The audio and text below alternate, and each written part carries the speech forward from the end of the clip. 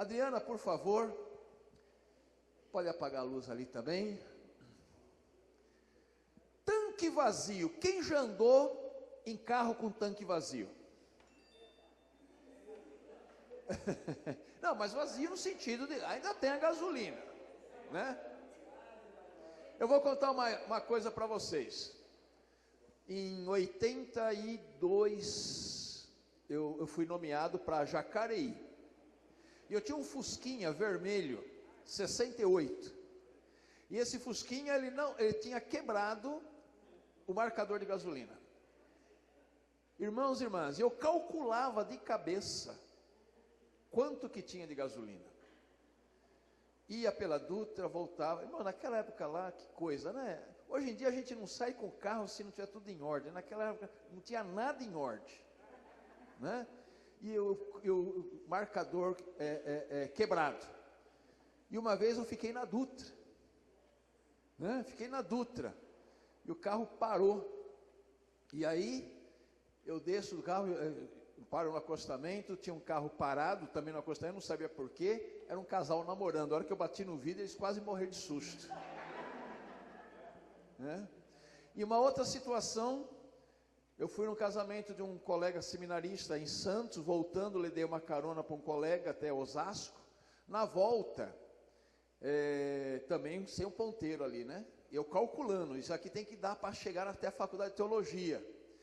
E aí, o que acontece? Naquela época lá, os irmãos vão lembrar, o Valdeci, lembra quando tinha racionamento, teve racionamento de gasolina?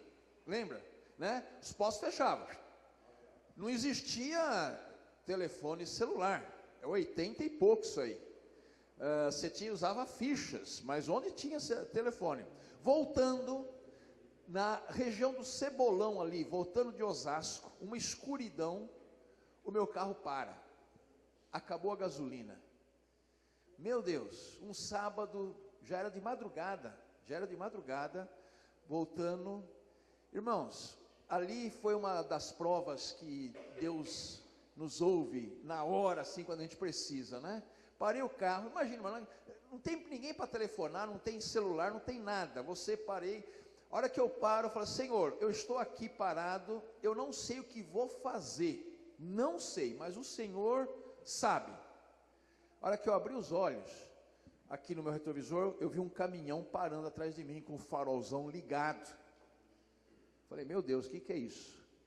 Né? E nisso, desce do caminhão, fiquei ali na minha, um soldado da Polícia Militar. Era um caminhão guincho da Polícia Militar. E ele me pergunta, o senhor está precisando de alguma coisa? Aconteceu alguma coisa? Acabou a gasolina. Para onde o senhor vai? Bom, estou indo para a casa da minha mãe, em Vila Formosa. Eu levo você até lá. Ele passou o caminhão na frente, ergueu o meu carro, guincho, e levou-me até Vila Formosa.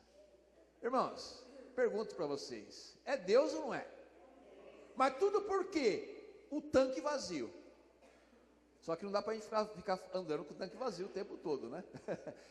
Já bastou a prova, né? Aí. Mas esse símbolo dos tanques vazios, inclusive nós fizemos um estudo aqui, lembram-se, amados, né? De um livro, Andando com o Tanque Vazio, do pastor Wayne Cordeiro, que é um pastor americano do Havaí, e ele passou por inúmeras situações de tanque vazio na vida dele. Eu quero fazer aqui um breve resumo deste livro, né?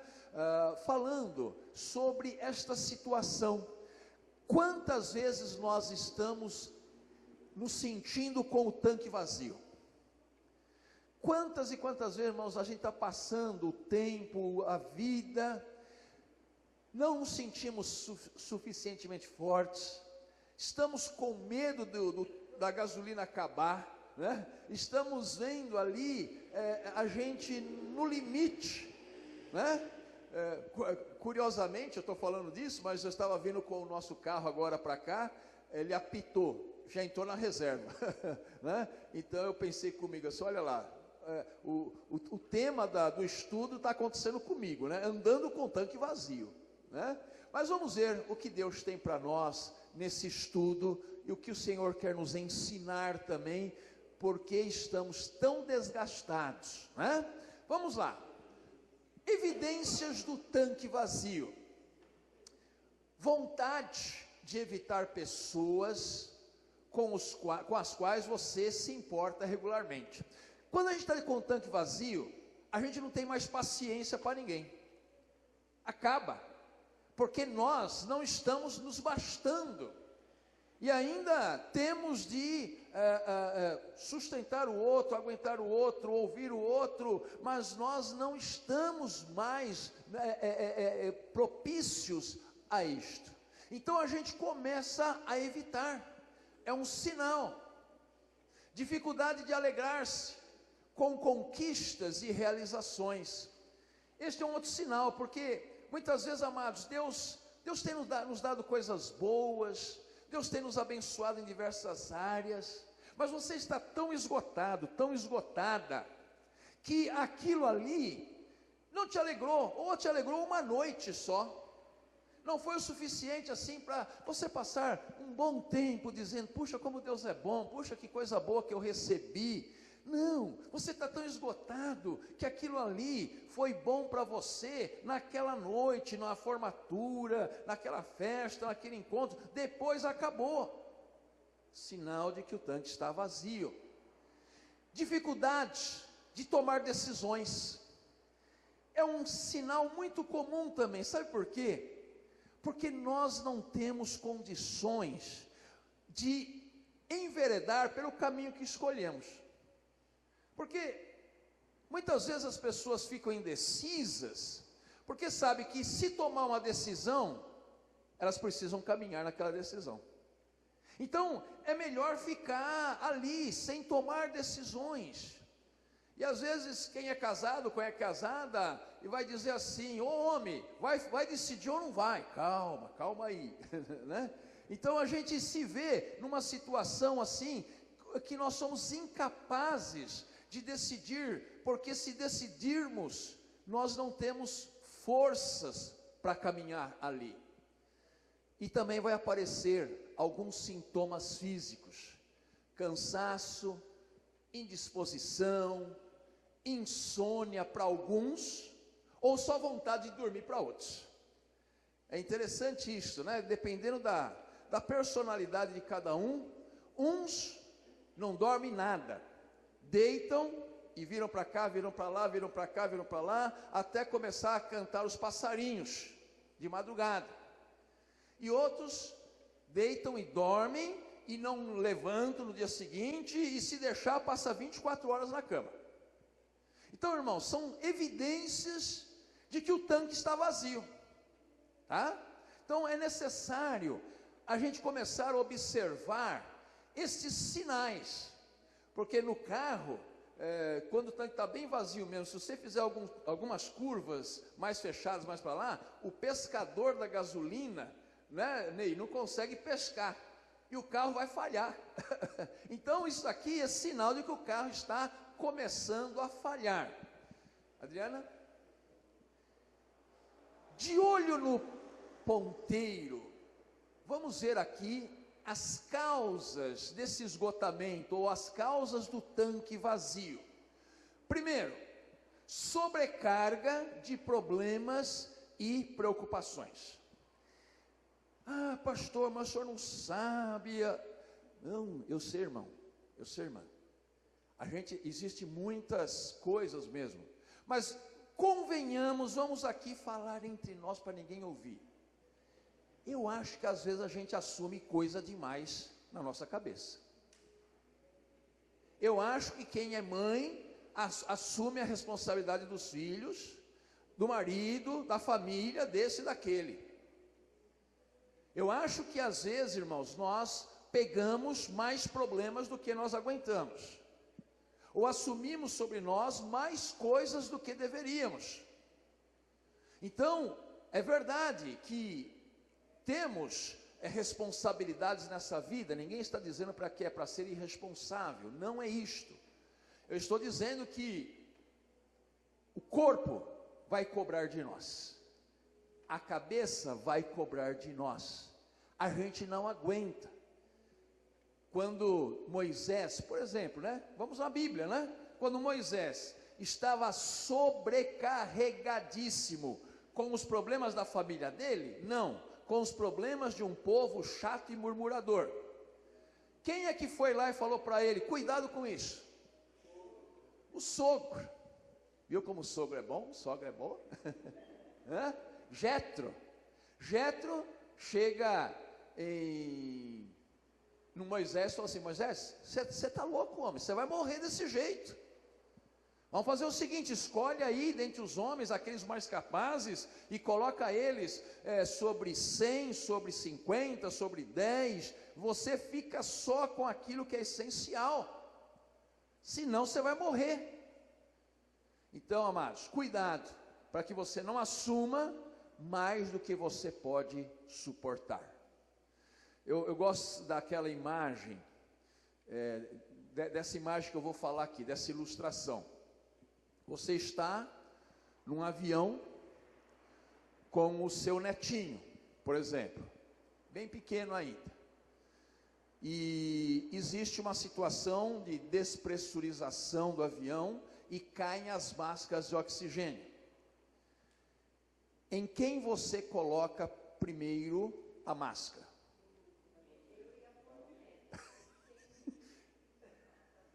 Normalmente a gente corre, deixa eu pôr nele, tá? Não, põe em você, porque você pondo em você, você tem condições depois de pôr no outro, de cuidar do outro.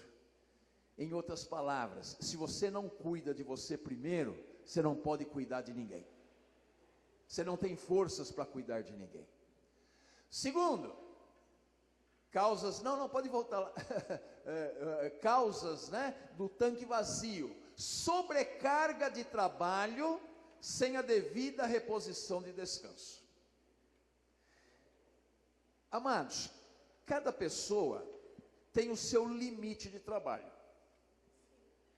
cada pessoa tem o seu limite, e é importante cada um conhecer o seu limite, né? Há algumas pessoas que pela natureza física, pela forma de ser, enfim, elas não suportam muito. Outras, mais calejadas, aguentam mais pressão. Então, a sobrecarga vem quando a gente não percebe o nosso limite. Aí sim é sobrecarga. Às vezes o que é sobrecarga para um não será para outro, mas num determinado momento também será para ele. Graças a Deus eu tenho uma capacidade de trabalho, de força de trabalho muito grande, graças a Deus. Desde os 14 anos eu trabalho sem parar. Claro que há momentos, há limites, há situações que a gente percebe, é preciso parar. E sabe quem é o meu botão de emergência? Eu não vou falar quem é não. Terceiro, sobrecarga gerada pelo impacto de conquistas e realizações. Aí é interessante, né? Ele fala, poxa, mas isso também traz sobrecarga? Olha o que Charles Spurgeon falou certa vez. Meu sucesso me chocou. Longe de me animar, jogou-me numa enorme profundeza. Charles Spurgeon, um dos maiores pregadores do Evangelho. Outro dia eu li a entrevista do líder do Vencedores por Cristo, Guilherme Kerr Neto, que foi assim um dos primeiros grandes líderes de banda, né? E ele deu uma entrevista, né, já mais ou menos recente, falando daquele sucesso que ele teve nos Vencedores. Que os Vencedores foi a primeira grande banda brasileira, né? Quem conhece, né? Não é isso? E sabe o que ele disse, ô Sérgio? Ele falou assim, agora, dizendo a respeito lá, ele falou assim, naquele momento que eu estava liderando e havia um grande sucesso, eu estava no pior momento da minha vida. Ou seja, aquilo lá fez mal para ele. E às vezes a gente vê que alguns cantores por aí também têm sofrido com isto e não têm percebido e têm colocado os pés pelas mãos, as mãos pelos pés. Tem um que você nem ouve mais falar dele. Alguns anos atrás ele estava em primeiro lugar em tudo.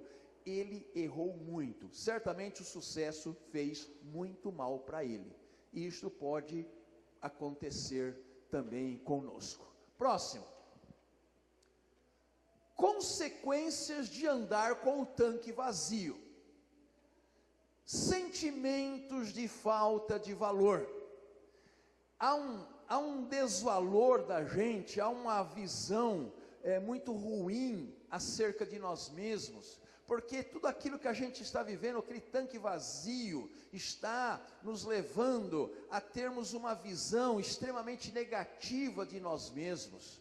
Estamos sendo incapazes de ver as coisas boas que Deus nos dá. A gente se acha o pior empregado, a gente se acha o pior pai, a pior mãe, a gente não valoriza aquelas coisas boas. Há um sentimento de desvalor muito grande, porque o tanque está vazio. Há um ataque na fé que reduz o prazer de viver. E quando a nossa fé, irmãos, está atacada, está sob ataque, nós perdemos a alegria da vida. É interessante o Salmo 51, outro dia já trouxe uma mensagem a esse respeito, né? Depois de Davi ter cometido ali algumas coisas que desagradaram muito a Deus, a sua fé extremamente provada, né? Ele faz uma oração, e nessa oração, sabe o que ele pede? Senhor, restitui-me a alegria da tua salvação. Porque o rei Davi, aquele homem que era segundo o coração de Deus, amava profundamente a Deus, ele tinha perdido a alegria da salvação. E eu vou contar uma coisa aqui para vocês, amados. Nós que somos cristãos, e eu olhando aqui, conheço todas as pessoas, fazem parte da vida da igreja.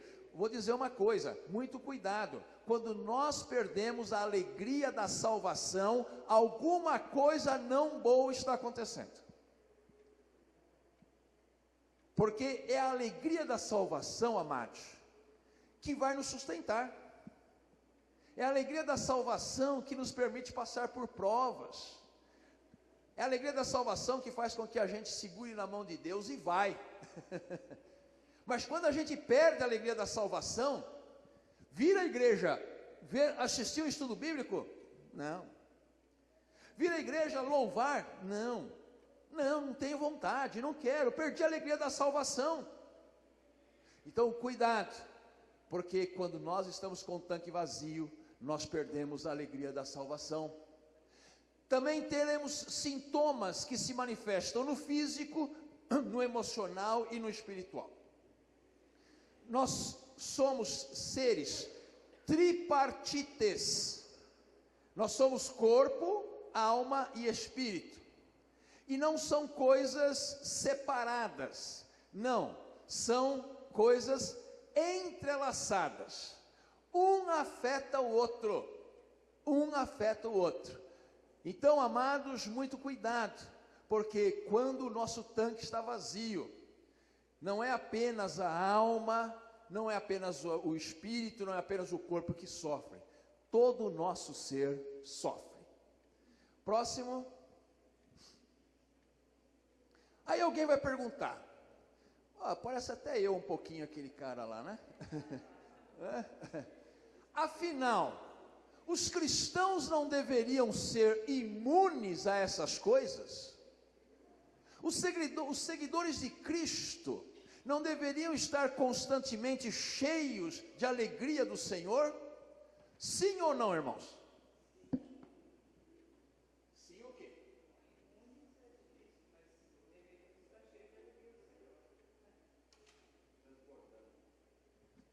Vamos lá.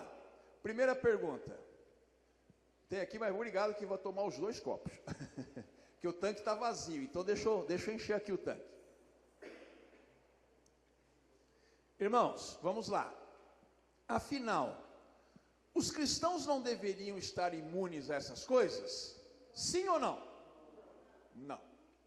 Realmente não.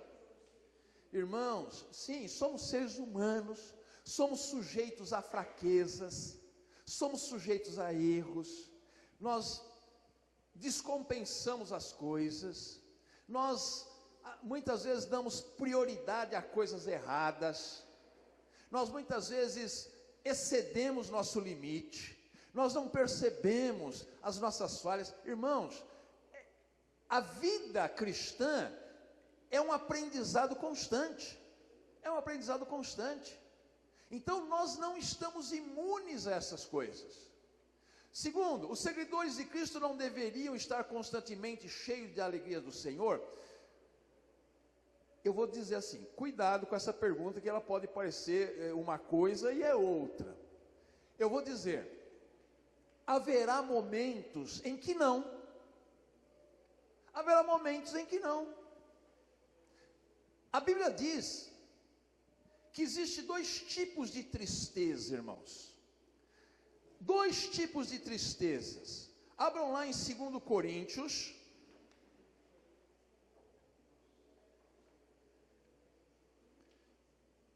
Segundo Coríntios 7, olha lá. 2 Coríntios 7, versos 9 e 10. 2 Coríntios 7, versos 9 e 10. Que diz assim: agora me alegro, não porque fostes contristados, Paulo dizendo para a igreja de Corinto, mas porque fostes contristados para arrependimento, pois fostes contristados segundo Deus, para que de nossa parte nenhum dano sofresseis, porque a tristeza segundo Deus produz arrependimento para a salvação, que a ninguém traz pesar, mas a tristeza do mundo produz morte. Há 2 tipos de tristeza: a tristeza segundo Deus e a tristeza segundo o mundo. Então, muitas vezes nós haveremos de passar por esta tristeza segundo Deus, que na verdade vai redundar lá na frente em glória, em crescimento e em bênção. Agora, sofrer segundo o mundo, a tristeza segundo o mundo, por que você está chorando? Porque eu queria ser a Miss Universo. Tristeza segundo o mundo, né? Não tem menor sentido isso assim, né? Porque a pessoa, e hoje em dia a gente vê, amados, é impressionante, né? O exagero que está havendo, né? No valor do corpo, na valorização do corpo, né? A gente vê assim, pessoas, né, dizendo, não, eu não tenho a barriga tanquinho, eu quero barriga tanquinho, então está triste porque não tem a barriga tanquinho, né? Que coisa, né? As pessoas estão enlouquecendo. Isso é doença, né? Então, amados e amadas, tristeza segundo o mundo, cuidado. Agora, a tristeza segundo Deus significa que há muitas coisas que nos entristecem, amados. Há muitas coisas que nos entristecem, sim, e é essa tristeza que vai nos levar a uma maior proximidade com Deus. Amém? Próximo. Possivelmente um cristão em luta contra a depressão ouvirá: confesse a sua culpa, ore mais, sai daqui e vai para uma igreja mais animada, você precisa ter mais fé, leia mais a Bíblia. Quase sempre isto significa: cristãos não devem ter problemas com a depressão. Está dizendo isso aí. Não sei não, você deve estar com algum pecado aí, viu? Algum pecado escondido, alguma coisa aí, né? Há um julgamento da pessoa que está passando por isto, né? Então, muito cuidado, amados, né? Porque nós haveremos de passar sim por estas situações, mas sempre lembrando que estas situações de dor, de tristeza, de provas, segundo Deus, elas haverão de nos dar uma nova estrutura, nos dar uma nova visão, nos dar um novo coração, um novo olhar. Vamos continuar. Gera crescimento, exatamente.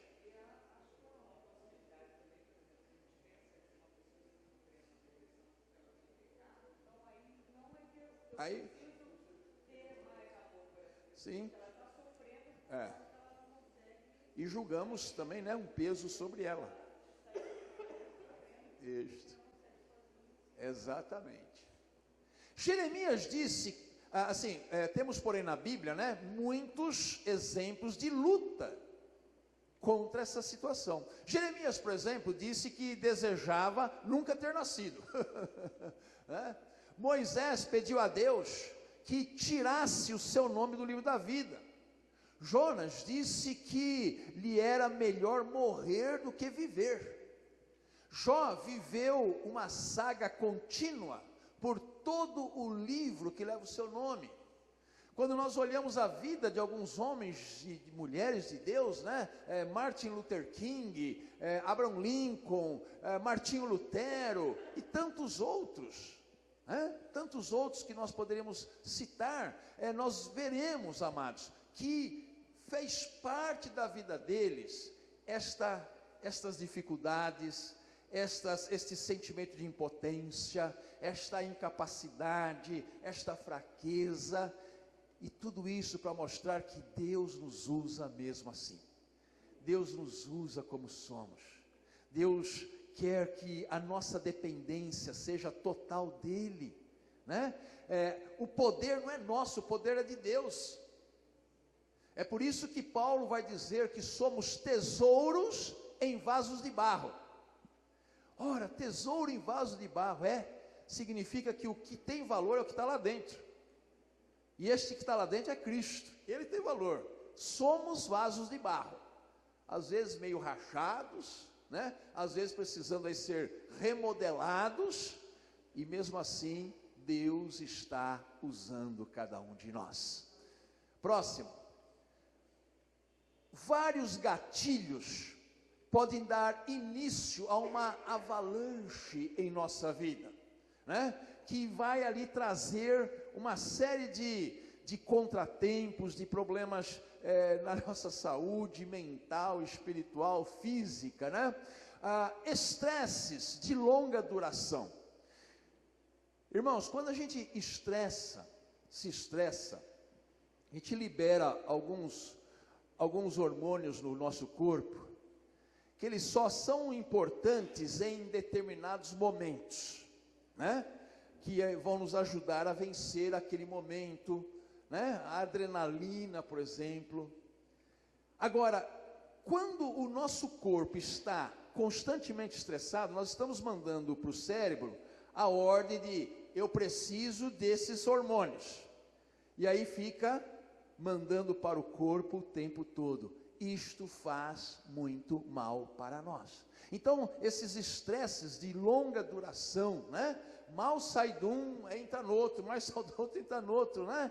E, de repente, amados, não é a escolha da gente. O modo de vida, a nossa profissão, né? A nossa profissão, existe aí um ranking de profissões estressantes. Certamente quem é professor já ganhou, viu, a expedita, né? Expedita, né? É estressante ou não é?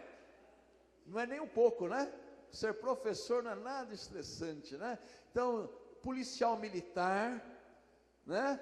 Eu vou falar uma aqui, enfermeiros, médicos, né? Por isso que tem aquela síndrome de Burnout, né? Que é uma síndrome que ataca as pessoas que lidam com gente, né? Essa síndrome assim traz tudo isso que a gente está falando aqui, né? Então, mas pastor é tranquilo, gente, é bênção, não tem dificuldade nenhuma. Nós somos compreendidos por todos, e aquilo que a gente fala as pessoas entendem, compreendem, né? Não é estressante, pastor, não, viu? Outros gatilhos, perdas, né? Morte de uma pessoa amada, o fim de um ministério, a perda de um emprego, o divórcio, são perdas. Isto afeta a nossa vida. Problemas não resolvidos. Quando a gente lê esse salmo, né, Salmo 42, né, e o salmista pergunta, por que estás abatido, ó minha alma? Ele está se perguntando, por que eu estou abatido? O que está acontecendo? E certamente, se a gente vai a fundo, a gente vai descobrir porque a gente está abatido. Então o salmista, quando ele está fazendo essa pergunta, ele está se perguntando para si mesmo. Ele fez um solilóquio, a gente chama de solilóquio, esta entrevista com a própria alma, né? Ele convocou um solilóquio para dizer: por que estás abatida, ó minha alma? Por que te perturbas dentro de mim? Outra coisa que pode desencadear toda uma série de problemas aí, os tanques se esvaziar rapidamente, pressão para se sobressair. Existem pessoas que, dependendo da sua profissão, dependendo que grau que elas estão aí de estudo, há uma necessidade de sobressair. E isto gera uma doença dentro de nós, né? Porque o tempo todo está competindo. Às vezes não porque ela quer, mas porque ela é obrigada a vencer. Porque hoje em dia, as empresas, de uma forma geral, dizem assim, ó, a sessão tem 20 pessoas, nós vamos mandar 8 embora, sobrarão 12, e vocês têm de aumentar a produtividade em 20%.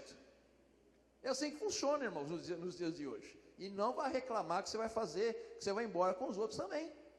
Então, há uma pressão para a gente se sobressair. Às vezes essa pressão é externa, às vezes é interna. A pressão externa, por exemplo, né, quem trabalha em hospital, né, a Ivone está aí, né, Ivone? Existe uma cobrança muito grande, cobrança de qualidade, cobrança muito forte. Então, é uma pressão externa, mas às vezes há uma pressão interna muito grande, nossa, e às vezes isso aí vem como um problema que a gente tem, a gente se cobra muito. Eu não vou perguntar aqui, né, quem, mas eu estou fazendo essa pergunta para você responder a si próprio, né? Você é alguém que se cobra muito?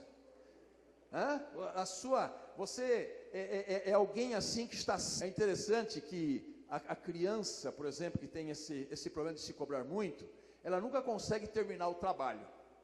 Ela tem que entregar o trabalho na escola, ela não consegue terminar o trabalho, porque ela acha que ainda está faltando alguma coisa, né? E apaga, e mostra, e risca, e joga fora, e começa outra vez. Cuidado, irmãos, às vezes a gente está se cobrando mais do que devia. E também, nós podemos dizer que o gatilho para iniciar essa avalanche, né, é se você reconhece, né, a presença de algumas dessas causas, então esteja alerta. Esteja alerta. Se isso que nós acabamos de falar ocorre em sua vida, cuidado, porque esvazia o tanque rapidamente. Próximo. É preciso parar, é preciso refletir, é preciso dar ouvido ao que Deus tem a nos dizer em meio às nossas perplexidades. Ouvir que você realiza, né? O que eu preciso ouvir de Deus? Ouvir que você realiza coisas demais. E depois há o sentimento de culpa por não alcançar aquilo que os outros esperavam de você.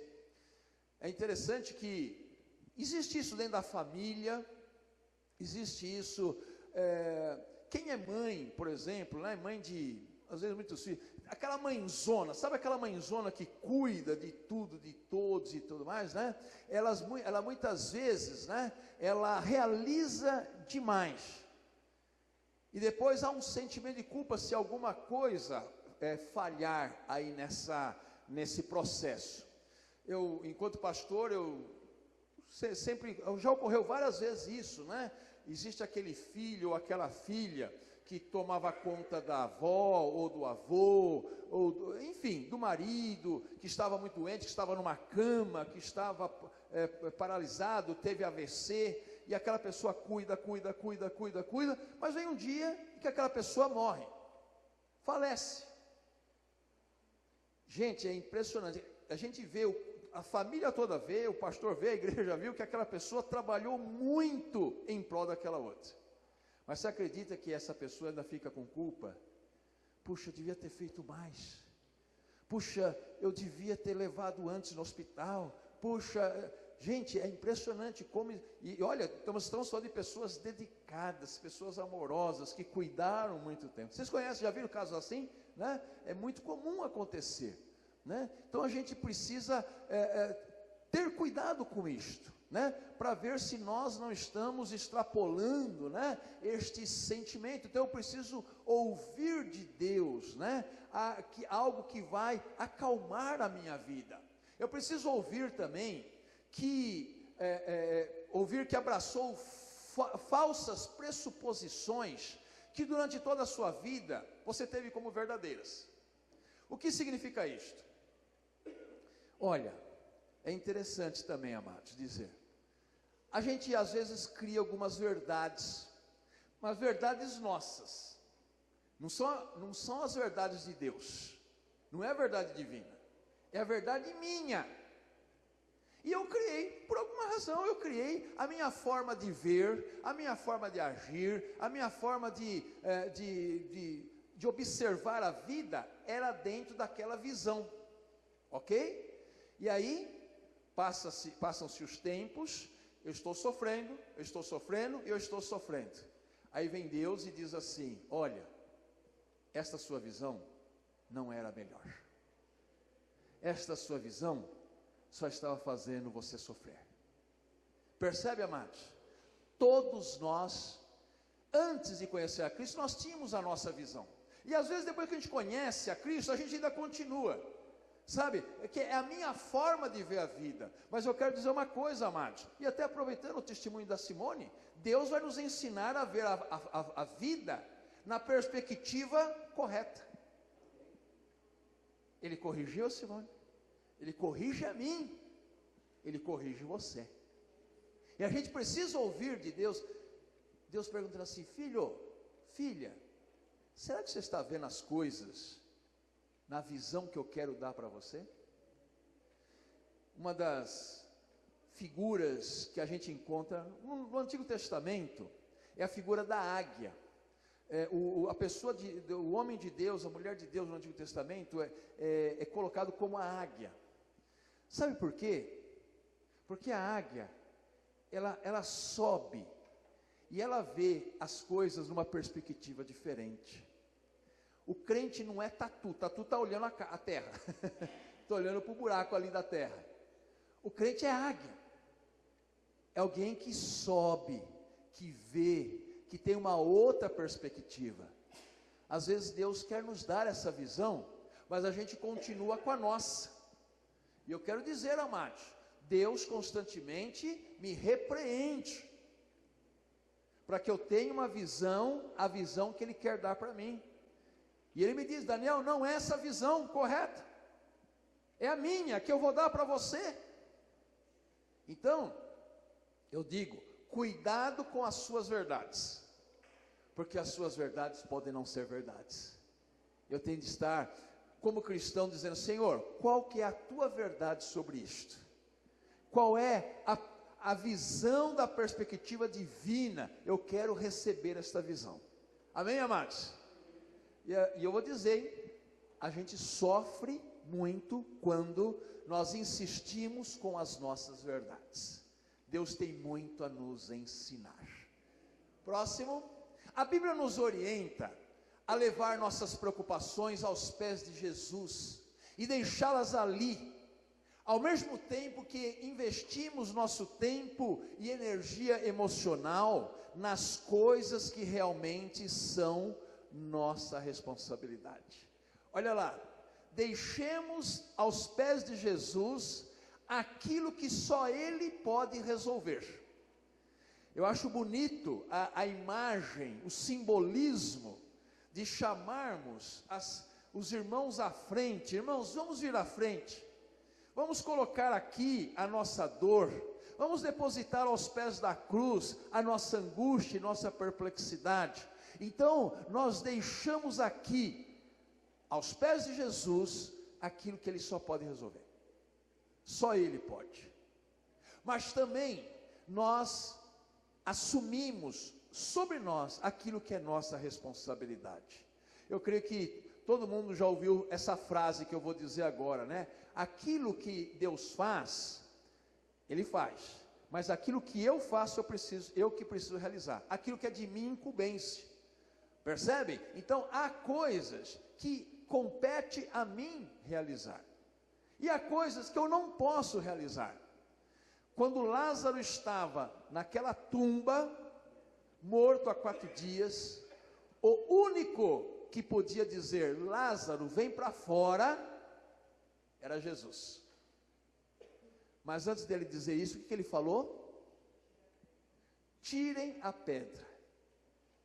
O mesmo Jesus que disse, Lázaro vem para fora, e entende-se que ele estava todo enrolado em faixas, ou ele veio voando ou veio pulando, né? De alguma forma assim, né? Mas o fato é que ele poderia dizer as pedras, mas ele não diz as pedras, ele diz para os homens, tirem a pedra. Os homens tiraram, porque cabia aos homens fazer isto. Mas depois ele diz, Lázaro vem para fora. O único que pode trazer vida ao morto é Cristo. Mas depois ele diz uma outra coisa também, depois que Lázaro recebe a vida. O que ele disse para os homens? Desatai-o. O que mostra isso, irmãos? Quando as pessoas chegam à igreja, a gente chega morto para a igreja, né? Estamos mortos diante de Cristo, né? É Cristo que nos dá a vida. Só que a gente chega todo atado de pensamentos, de ideias, de misticismos, de mentiras e crendices. Aí é função da igreja desatar a pessoa de tudo aquilo que aprendia. Não é bonito isso? Então, Jesus dá a vida, mas depois para desatar, é função minha, é função sua, para desatar as pessoas de tudo aquilo que as mantinha presas.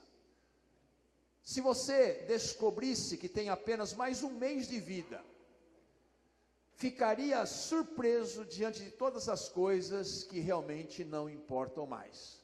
Você concorda com essa afirmação? Se chegasse assim, olha, você tem 1 mês de vida só, arruma tuas coisas aí, arruma tuas coisas, você só tem mais 1 mês de vida.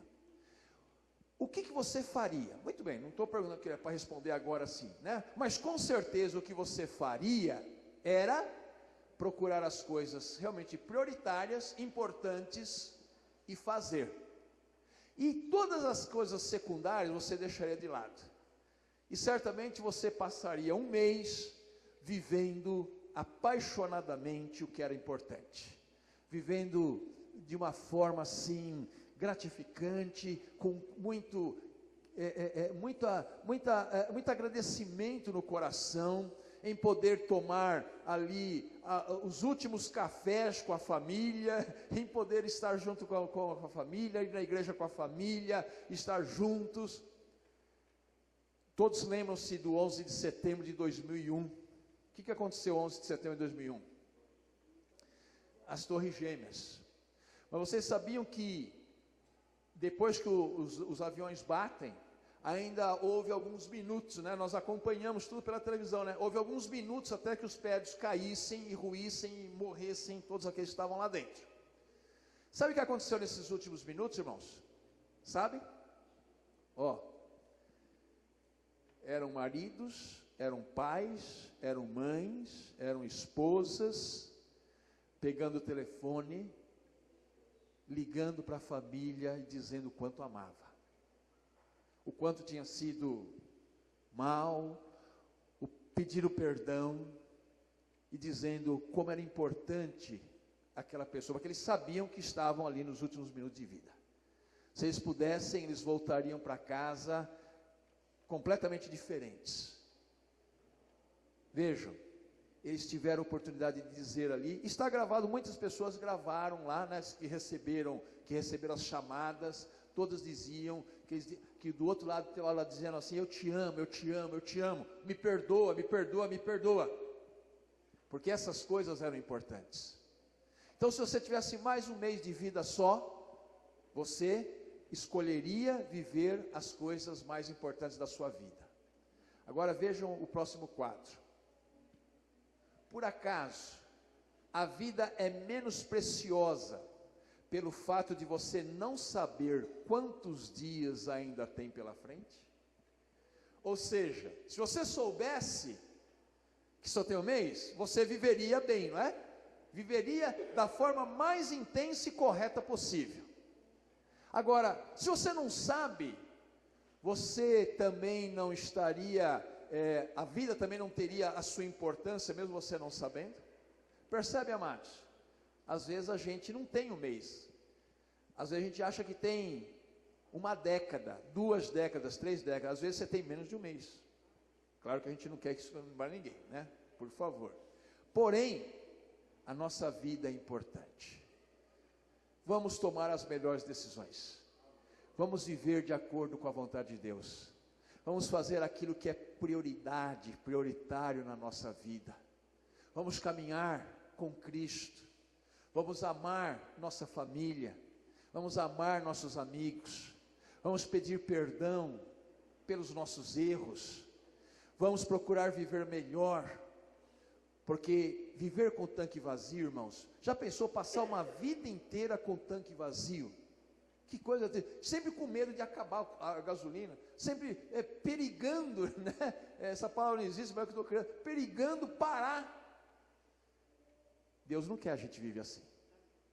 Deus quer algo melhor para nós. Que Deus te abençoe, que Deus nos abençoe.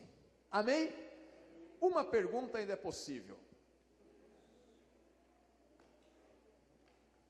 Ou algum comentário, né, que se alguém quiser fazer, à vontade. Pois não, irmã? Quem nasce no Evangelho, desde pequeno, eu acho isso muito importante. Sim. Porque a gente sempre preso, ué, você é crente porque você está doente. Sim. Você é crente porque você está falindo. Uhum. Você não é crente porque Sim. seu filho errou. Sim.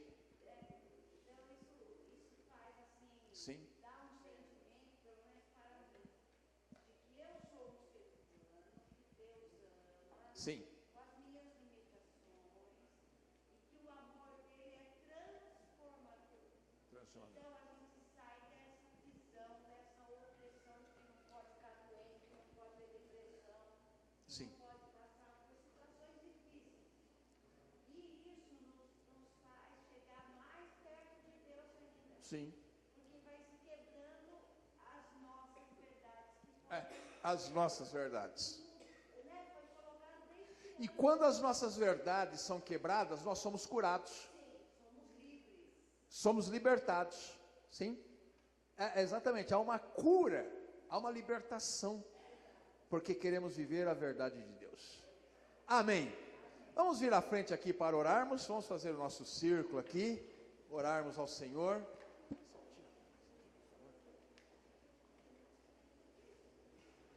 Colocarmos as nossas lutas, as nossas provas, nossas doenças, enfermidades diante do Senhor agora, né? Lembrando das pessoas que estão enfermas, dos nossos queridos que sofrem, que estão hospitalizados ou hospitalizadas. Pois não?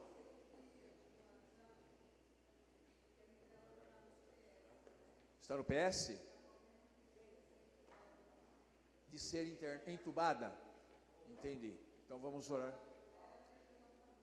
Com certeza. Não, é muita pressão sobre o Daniel, né? É muita. A Ellen voltou para o hospital. Ela tinha voltado para casa, ficou um dia em casa, o Pedrinho todo feliz, abraçando a mãe. No dia seguinte, a mãe voltou para o hospital. Ela está aqui no Hospital Brasil. Foi constatado uma trombose numa veia aqui no abdômen.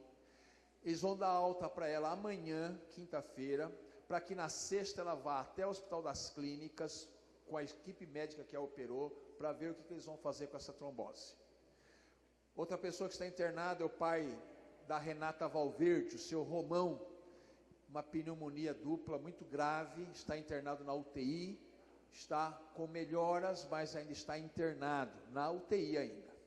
E o Nick, o filho da Renata, ontem a Renata me mandou uma foto, ele estava no PS tomando sangue, tinha feito exames, e foi constatado que o Nick está com H1N1. O Nick está com H1N1, mas não precisou ficar internado porque já tinha passado a fase pior, porque aí exigiria o isolamento, né? Mas no caso dele já havia passado, né, essa fase, né? Mas ele precisa tomar toda a medicação, né? Toda assim, né? E é interessante que na terça-feira tivemos aqui a nossa reunião de oração e eu perguntei assim para as irmãs: irmã, todo mundo aqui já tomou vacina contra a gripe? Né? Aí umas, eu tomei, outra, não, eu também não vou tomar porque não sei o quê. Falei, gente, por favor, cuidado com essas verdades, nossa, né? Não, porque faz mal, não, porque não... Olha, você não entende muito dessas coisas, me desculpa, mas você não entende, tá?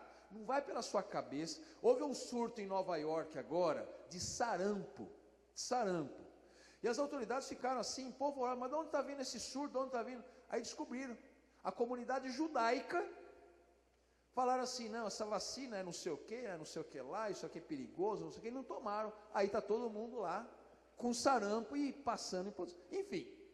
Às vezes, irmão, cuidado com essas nossas verdades. Às vezes eu recebo no WhatsApp, eu não acredito que aquele irmão está passando isso aí, né? É a verdade dele. Cuidado, tá? Depois dessa, todo mundo vai tomar vacina amanhã, né? Assim, quem falou foi a Joana, exatamente. Voltou lá. Tá. Entendi. Pois não?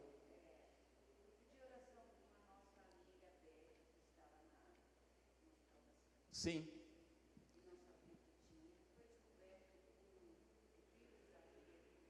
Vírus tuberculose.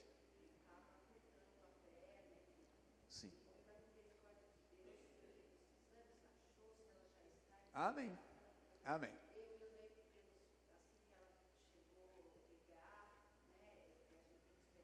Sim, claro.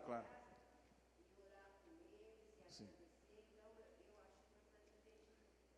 Com certeza. Sim. Amém. Mais algum pedido de oração?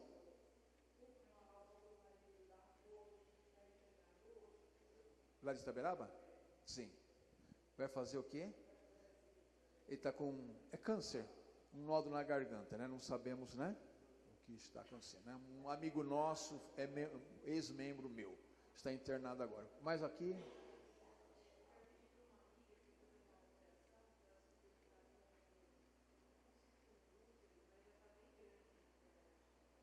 Sim.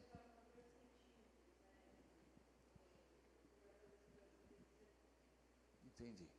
Então vamos... Qual é o nome dela? Abiqueila. Mas parece que não vai ser mais, vai, Geo? Mudou para sexta que vem. Então, a irmã da Dorcan, câncer nos seios, né? E precisa fazer uma mastectomia, né? Então, chama-se Esther. Mastectomia, tá certo, mastectomia. Só uma correção aqui, eu falei do Nick do H1N1, ele não tinha tomado a vacina. Esta vacina protege. A Renata falou assim que todo ano toma, mas assim, houve um atraso, né? Enfim, não deu a vacina, né? Não tomou a vacina. Também não era o grupo, porque agora que começou, ou seja, exato. Mas só para lembrar, né? Que se tivesse tomado, por alguma razão, né? Estaria imunizado. Agora está aberto todo mundo, perfeitamente.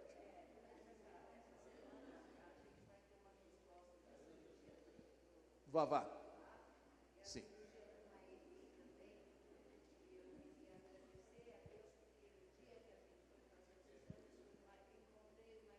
Sim.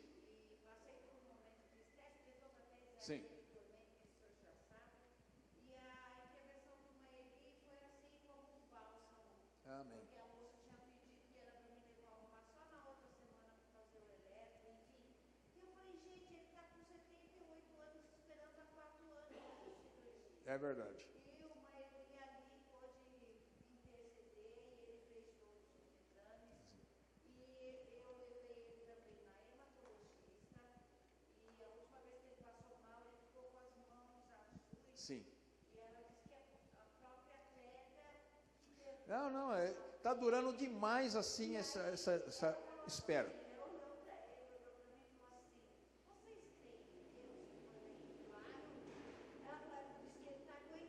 É verdade, é verdade. Como é que está seu pai, Simone? A recuperação está melhorando cada dia. Já tem um tempo que ele vai poder já voltar para as atividades normais ou ainda não existe essa previsão? Tudo isso? Verdade. Olha, eu não sabia disso não. Ah, vai. Tá. Nossa, grave mesmo, né? Oremos ao Senhor. Eu vou me ajoelhar, mas você... Senhor, às vezes a gente está com o tanque vazio. Algumas vezes é por nossa própria culpa, Pai. Porque nós não avaliamos as coisas devidamente. Porque nós nos excedemos. Porque nós ultrapassamos limites. Porque nós fazemos o que não devemos fazer. E porque nós não fazemos o que devemos fazer. Às vezes a gente está com o tanque vazio, ó Pai, porque nós também estamos vivendo, não com o teu olhar, mas com o nosso olhar, e isto, ó Pai, faz com que nós nos desviemos, e caminhemos segundo as nossas verdades, até o tempo que a gente vai descobrir que a nossa verdade não é aquela verdade do Senhor, mas bendito a hora quando a gente descobre isto, porque temos condições de retomar a nossa vida de forma diferente. Agora, Senhor, nós pedimos que o Senhor enche o nosso tanque, ó Pai, porque queremos viver de uma forma melhor, queremos viver de uma forma que o Senhor se agrade de nós, queremos viver de uma forma que a nossa vida, ela possamos dizer assim, que valeu a pena ser vivida, ó Pai. Não sabemos quanto tempo teremos de vida, mas vamos viver o melhor, enquanto o Senhor nos permite respirar, e esse o melhor começa hoje.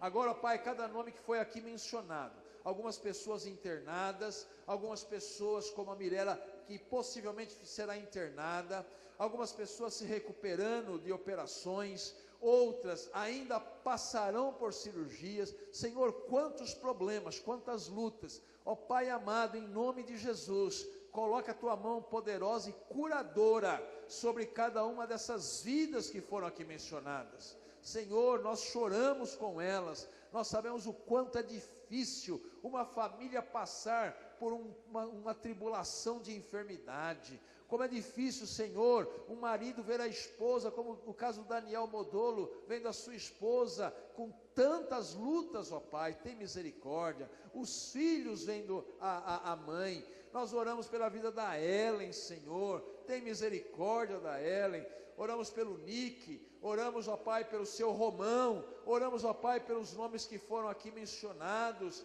que o Senhor esteja cuidando da nossa irmã Zulmira, que vai fazer a sua viagem, guarda ela na ida, na estadia e na volta, Senhor. Fica agora conosco, ó Pai, que a tua graça, a tua paz e o teu amor nos acompanhe nesta noite. Nós oramos em nome de Jesus. Amém. Amém. Muito obrigado, Deus abençoe.